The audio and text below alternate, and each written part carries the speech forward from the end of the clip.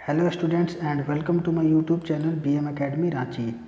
तो आज के इस वीडियो में हम लोग जो है सो क्लास 10 का मैथमेटिक्स का सिलेबस देखेंगे, जो अभी जो है सो रिसेंट में CBSE ने जारी किया है। ठीक है, तो आइए देखते हैं। तो हम लोग अभी इस वीडियो में फर्स्ट टर्म जो दिया हुआ है, केवल फर्स्ट टर्म का हम लोग जो है सो देखेंगे, और नेक्स्ट वीडियो में हम लोग सेकेंड टर्म का जो है सो सिलेबस के बारे में देखेंगे।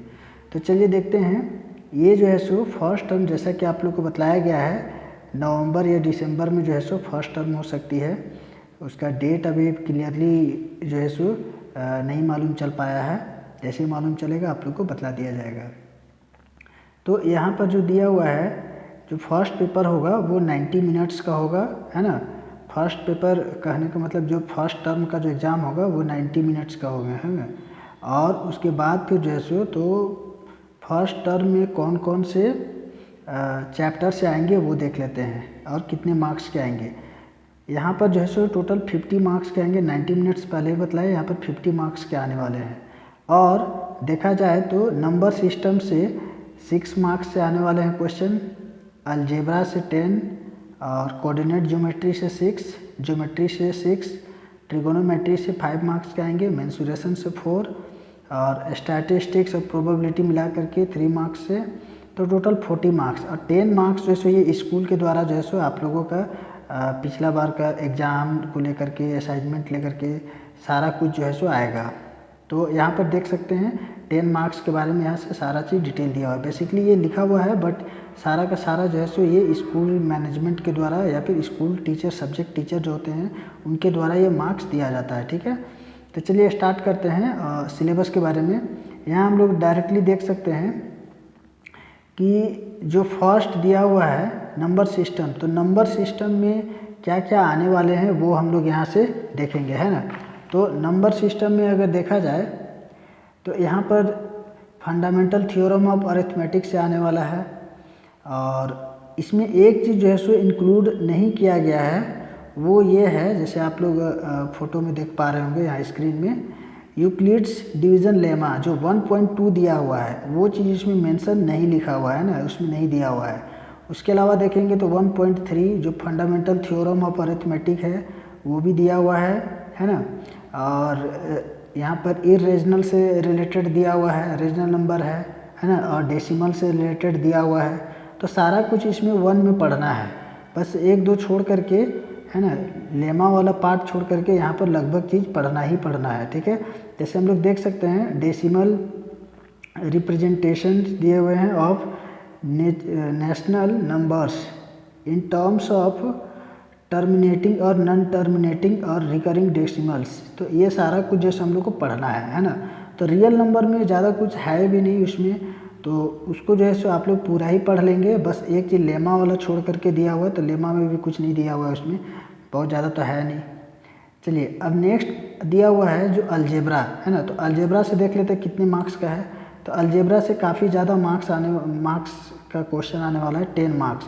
अगर तो इस जो चैप्टर दिया हुआ है अलजेब्रा का, इसको हमको काफ़ी अच्छे से पढ़ाई करना होगा, क्योंकि इससे 10 मार्क्स के क्वेश्चंस पूछे जाएंगे, है ना। तो चलिए देखते हैं सेकेंड यूनिट में जो अलजेब्रा बोला है, तो अलजेब्रा में क्या क्या आने वाला है। तो अलजेब्रा में हम लोग देख सकते हैं पोलिनोमियल्स दिया हुआ है, pair of linear equations in 2 variables दिया हुआ है। ठीक है, तो ये 2 चैप्टर अलजेब्रा से रहने वाले हैं। तो इसमें देखते हैं पोलिनोमियल जो कि हम लोग जो है सो चैप्टर 2 मैथमेटिक्स NCERT बुक में दिया हुआ है।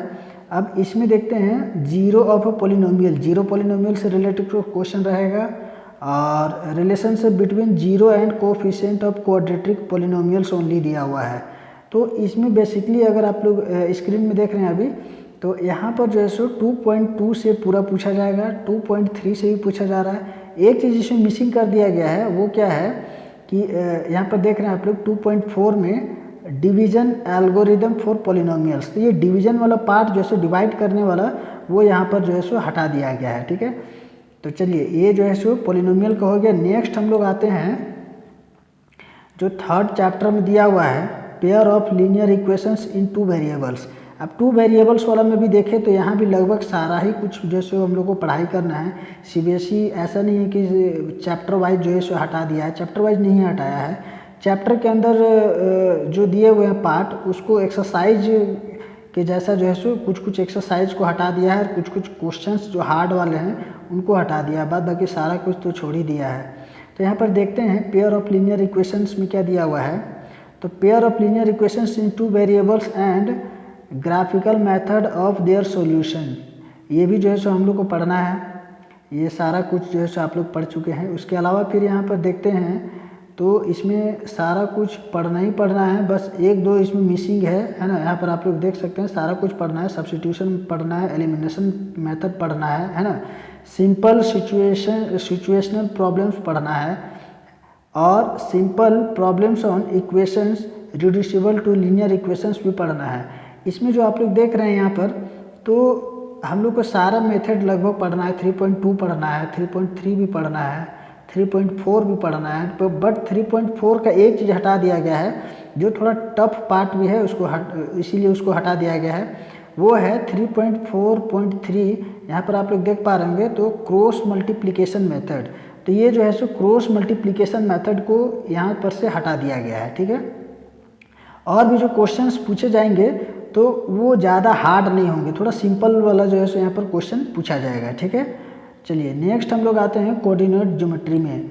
जो हमारा कोऑर्डिनेट ज्योमेट्री का जो पार्ट है वहाँ से अगर हम लोग देखें तो कोऑर्डिनेट ज्योमेट्री से जो है सो 6 मार्क्स के पूछे जाएंगे। 6 मार्क्स काफ़ी मायने रखते हैं। तो यहाँ पर जो हम लोग कोऑर्डिनेट ज्योमेट्री के बारे में अगर देखें तो यहाँ पर क्या है 2 डायमेंशन वाला चीज़ पढ़ना है ना। अब 2 डायमेंशन में हम लोग देख लेते हैं। तो यहाँ पर जो है सो रिव्यू क्या क्या है, concepts of coordinate geometry, graphs पढ़ना है, ग्राफ्स ऑफ लीनियर इक्वेशंस, ठीक है। डिस्टेंस फार्मूला पढ़ना है और सेक्शन फार्मूला पढ़ना है जिसको इंटरनल डिवीजन भी कहा जाता है। तो बेसिकली अगर हम लोग देखें तो इसमें जो है सो लगभग इसमें भी जो है सो सारा कुछ ही जो है सो हम लोग को पढ़ाई करना है ना कोऑर्डिनेट ज्योमेट्री में। और इसमें भी जो है सो एक चीज़ छूटा हुआ है, इसमें आप लोग देख पा रहे हैं 7.2 जो डिस्टेंस फार्मूला दिया हुआ है वो तो पढ़ना ही पढ़ना है ना। उसके अलावा 7.3 जो सेक्शन फार्मूला है वो भी सेक्शन फार्मूला भी दिया हुआ है, डिस्टेंस फार्मूला भी दिया हुआ है। उसके बाद एक 7.4 यहाँ पर जो है सो उसको हटाया गया है जो कि एरिया ऑफ अ ट्रायंगल है ना। तो ये चीज़ यहाँ से हटा दिया गया है, ठीक है। तो चलिए हम लोग नेक्स्ट पढ़ते हैं ज्योमेट्री के पार्ट में, है ना। तो ज्योमेट्री में अगर हम लोग देखें तो इससे कितना मार्क्स का पूछा जाएगा ज्योमेट्री में, ये भी 6 मार्क्स का होगा, ठीक है। तो आइए देखते हैं ज्योमेट्री में फिर क्या क्या दिया हुआ है। ज्योमेट्री में हम लोग बेसिकली यहाँ पर देखेंगे तो एक चैप्टर यहाँ पर मेंशन है वो है ट्रायंगल, है ना। तो चलिए ट्रायंगल के बारे में हम लोग देखते हैं तो यहाँ पर क्या क्या पूछा जाएगा वहाँ पर दिया हुआ है। तो ये हम लोग देख लेते हैं। सबसे पहले अगर हम लोग देखें यहाँ पर तो दिया हुआ है डेफिनेशंस, एग्जाम्पल्स, ठीक है, counter examples of similar triangles. तो सिमिलर ट्रायंगल्स से रिलेटेड काफ़ी क्वेश्चंस होंगे। तो ये जो है ना ऑब्जेक्टिव क्वेश्चंस के बारे में सिलेबस दिया हुआ है। जो बेसिकली जो फर्स्ट टर्म होने वाले हैं वो आप लोग का ऑब्जेक्टिव बेस्ड होने वाले हैं, तो उसी से रिलेटेड होंगे। तो कुछ जो है सो पूछे जाएंगे, उसी से क्वेश्चन बना करके पूछे जाएंगे। अब देखते हैं कि यहाँ पर जैसे कुछ पॉइंट दिए हुए 1 2 से लेकर के 9 पॉइंट तक दिए हुए हैं। तो ये जो 9 पॉइंट दिए हुए हैं यहाँ से क्या क्या है इस 9 पॉइंट में, इसको आप लोग अगर पढ़ेंगे तो काफ़ी ज़्यादा टाइम लग सकता है। तो इसको हम डायरेक्टली जो है सो आप लोग को बतला देते हैं, है ना। और आप लोग स्क्रीन में इसका फोटो भी देखते हुए जाएंगे कि ये क्या क्या लिखा हुआ है। चलिए देखते हैं 1 नंबर में जो दिया हुआ है ना, ये आप लोग को थ्योरम दिया हुआ है। जितने भी हैं 9 पॉइंट सारे के सारे थ्योरम दिए हुए हैं ना। कौन कौन सा थ्योरम हम लोग को पढ़ाई करना है इस ट्रायंगल के अंदर में वो हम लोग देखेंगे। तो फर्स्ट नंबर में दिया हुआ है थ्योरम नंबर 6.1, है ना। तो 6.1 थ्योरम को अच्छे से पढ़ना है और उससे रिलेटेड जितना भी क्वेश्चन बन पाएगा उसको हम लोग को सॉल्व करना है, उसी से रिलेटेड क्वेश्चन पूछे जाएंगे। 2 नंबर में देखिए तो थ्योरम नंबर 6.2, तो 6.2 थ्योरम रहेगा इससे 2 नंबर में। और 3 नंबर में देखिए तो थ्योरम नंबर 6.3 का दिया हुआ है, आप लोग का एनसीईआरटी बुक में है थ्योरम नंबर 6.3, उससे रिलेटेड जैसे यहाँ पर क्वेश्चन रहेंगे। क्वेश्चन पॉइंट 4 में क्या लिखा हुआ है आप लोग यहाँ पर देखेंगे पेज नंबर 123, है ना। तो यहाँ पर आप लोग को जो है सो हम फोटो के माध्यम से यहाँ से दिखा सकते हैं स्क्रीन में, ठीक है। तो यहाँ पर डायरेक्टली कहीं पर लिखा हुआ नहीं मिलेगा आपको इस तरह से, बट अगर आप लोग देखेंगे पेज नंबर 123 में तो ऊपर में यहाँ पर 1 और 2 पॉइंट करके दिया हुआ है ना। 1 और 2 पॉइंट करके दिया हुआ है। इसी से जो है सो सिमिलरिटी ऑफ ट्रायंगल्स जो यहाँ पर लिखा हुआ है, तो इसी से क्वेश्चन दिया हुआ है, ठीक है, 4 नंबर में। चलिए 5 नंबर के बारे में अगर हम लोग डिस्कशन करें तो ये जो है सो थ्योरम नंबर 6.5 से दिया हुआ है, तो 6.5 भी आप लोग को पढ़ रहा है।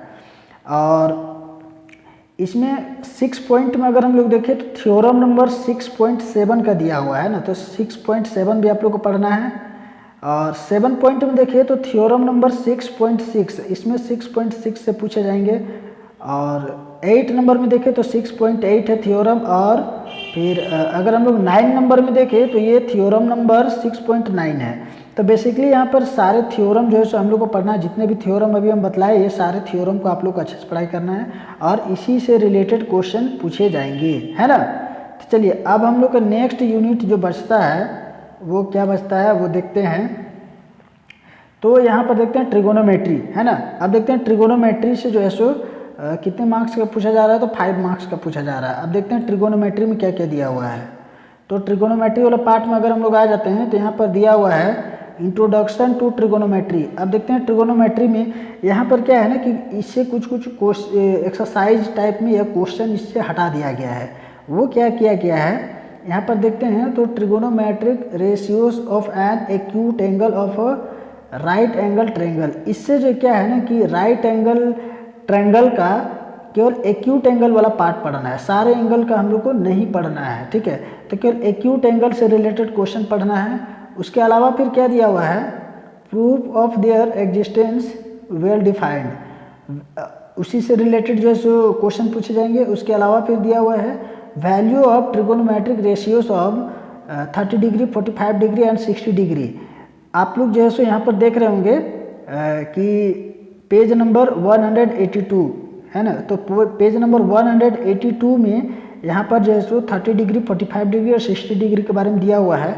तो इसी से रिलेटेड क्वेश्चन रहेंगे। ऐसा नहीं है कि केवल यही क्वेश्चन रहेगा, उससे रिलेटेड मतलब इतना इतना डिग्री का हम लोग को पढ़ना है। इसमें 90 डिग्री भी आता है, 0 डिग्री भी आता है, लेकिन 0 डिग्री और 90 डिग्री हटा दिया गया है सिलेबस से, उसको नहीं पढ़ना है। और ये जो एक्यूट एंगल वाला जो पार्ट है ना, ये आप लोग पेज नंबर 175 में भी इसको देख सकते हैं, उससे रिलेटेड बतलाया गया है, ठीक है। तो वो भी हम लोग को पढ़ना है। उसके अलावा फिर बोलता है यहाँ पर अगर हम लोग देखें तो यहाँ पर एक दिया हुआ है, इससे रिलेटेड क्वेश्चन रहेगा sine square A plus cos square A equal to 1, इससे रिलेटेड भी जो है सो क्वेश्चन रहेंगे, है ना। तो यहाँ पर आप लोग देख सकते हैं, तो इससे भी आप लोग को तैयारी करनी है। चलिए नेक्स्ट हम लोग देखते हैं मेंसुरेशन के बारे में, और इसका मार्क्स भी देख लेते हैं एक बार। तो मेंसुरेशन जो बेसिकली दिया हुआ 4 मार्क्स का है ना। तो चलिए 4 मार्क्स का दिया हुआ है मेंसुरेशन, और इससे हम लोग देख लेते हैं। मेंसुरेशन में अगर देखें तो एरियाज रिलेटेड टू सर्कल दिया हुआ है ना। अब इसमें हम लोग देखेंगे क्या क्या दे रखा है।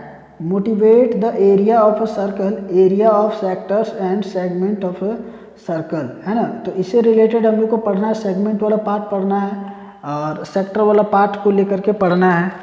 और बुक में अगर हम लोग देखें तो यहाँ पर जो है सो एरिया रिलेटेड टू सर्कल, ये जो है सो चैप्टर नंबर 12 में दिया हुआ है। तो 12.2 बेसिकली हम लोग को जो है सो 12.2 पढ़ना है, 12.3 भी पढ़ना है ना। सेक्टर सेगमेंट वाला दिया हुआ है।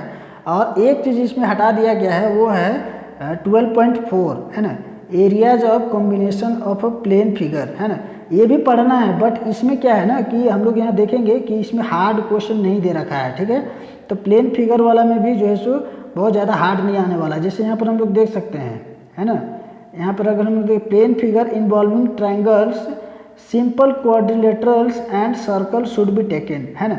तो यहाँ पर जो है सो सिंपल वाला चीज़ पूछा जाएगा, बहुत हार्ड वाला क्वेश्चंस रहेंगे नहीं, यहाँ पर सीधा सीधी क्वेश्चन रहेगा, वही सब पूछा जाएगा। उसके अलावा दिया है कि यहाँ पर 60 डिग्री और 90 डिग्री वाला ही क्वेश्चन पूछा जाएगा, है ना। इसमें बहुत सारे डिग्री आते हैं जो सर्कल के अंदर जो बनते हैं, तो उसमें से केवल 60 और 90 डिग्री से ही रिलेटेड जो है सो पूछा जाएगा, ठीक है। उसके अलावा फिर यहाँ पर और वैसा कुछ दिया हुआ नहीं है, बाद बाकी तो पढ़ना ही पढ़ना है ना। तो बेसिकली सीबीएसई क्या किया है कि बहुत ज़्यादा हटाया नहीं है, कुछ कुछ एक्सरसाइज केवल हटा दिया है और सारा कुछ जैसे रिमेन वहाँ पर छोड़ दिया है। चलिए लास्ट हम लोग देख लेते हैं स्टैटिस्टिक्स और प्रोबेबिलिटी, जो कि 3 मार्क्स का रहने वाला है, काफ़ी कम मार्क्स का होगा, बट इससे क्वेश्चंस भी काफ़ी आसान रहेंगे, है ना। जो हार्ड वाला पार्ट है वो सारा कुछ यहाँ से हटा दिया गया है। तो यहाँ पर अगर हम लोग देखें तो classical definition of probability, simple problems on finding the probability of an event. अब देखो ये जो है सो काफ़ी ज़्यादा जो है सो सिंपल इसमें क्वेश्चन रहने वाले हैं, जो कि इवेंट के बेस पर, मतलब जो डेली लाइफ में हम लोग का यूज होता है, छोटा मोटा चीज़, बहुत टेढ़ा मेढ़ा क्वेश्चन इससे रहेगा नहीं, सिंपल सा क्वेश्चन इससे दिया हुआ रहेगा। तो वही हम लोग को इवेंट से रिलेटेड ज़्यादा फोकस करना है, और इसके बारे में सिंपल से डेफिनेशन वगैरह, जो क्लासिकल डेफिनेशन जो दिया हुआ है आप लोग के चैप्टर में दिया हुआ है प्रोबेबिलिटी, है ना, तो वहाँ से जो है सो पूछे जाएंगे। प्रोबेबिलिटी जो है सो एनसीईआरटी में चैप्टर नंबर 15 में दिया हुआ है। तो ये था रिव्यू जो है सो फर्स्ट टर्म का, और सेकेंड टर्म का रिव्यू जो है सो हम क्या करेंगे, इसका सेकेंड वीडियो में बना करके आप लोग के पास भेज देंगे। कहने का मतलब है कि इसका एक सेकेंड वीडियो बनेगा जो कि सेकेंड टर्म के लिए होगा, है ना। तो ये था फर्स्ट टर्म का रिव्यू। आई होप आप लोग को अच्छा लगा होगा। तो आगे भी इसी तरह का वीडियो आप लोग को जानकारी के लिए जो है सो मेरे चैनल पे आते रहेगा। Okay, thank you.